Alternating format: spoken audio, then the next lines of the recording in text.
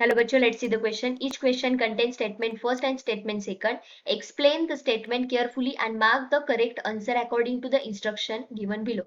यहाँ पे हमें statement 1 and statement 2 दी है, वो हम पहले चेक करते हैं. First क्या दिया है? At pH of isoelectric point, the sole particle of amino acid neither move towards anode, neither towards cathode. अब amino acid का structure कैसे होता है?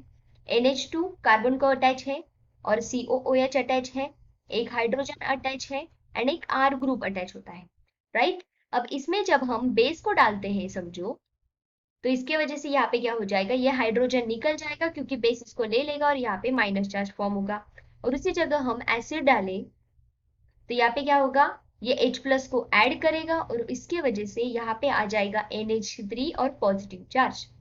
और ये जो स्ट्रक्चर यहाँ पे फॉर्म हुआ है इसको कहा जाता है ज्विटर आयन, इसको बोला जाता है ज्विटर आयन। और ये जो ज्विटर आयन है ये आइसो इलेक्ट्रिक पॉइंट पे क्या करता है, कॉन्सेंट्रेशन इन दोनों का इक्वल होने के कारण ये काउंटर बैलेंस करता है और इसके वजह से ये ना ही एनोड पे जाता है और ना ही कैथोड पे जाता है। समझो यहाँ पे हमने एसिड को नहीं डाला तो यहाँ पे क्या हो जाएगा, समझो NH2, राइट। तो अगर यहाँ पे NH2 फॉर्म हुआ और सिर्फ बेस डालने के बाद ये माइनस चार्ज फॉर्म होगा तो ये जाने वाला है एनोड की तरफ। वही अगर यहाँ पे हम एसिड डालें और बेस को ना डालें तो यहाँ क्या हो जाएगा, कैथोड, राइट, ये हो जाएगा कैथोड। बट अगर दोनों ही ज्विटर आयन फॉर्म कर रहे हैं तो ऑब्वियसली यहाँ पे किसी भी प्रकार से वो ना एनोड की तरफ जाने वाले हैं और ना ही कैथोड की तरफ। इसका मतलब स्टेटमेंट फर्स्ट इज ट्रू। उसके बाद दिया है because at isoelectric point the concentration of conjugated base and conjugated acid of the zwitter ions become equal and so one charge is counter balance by other.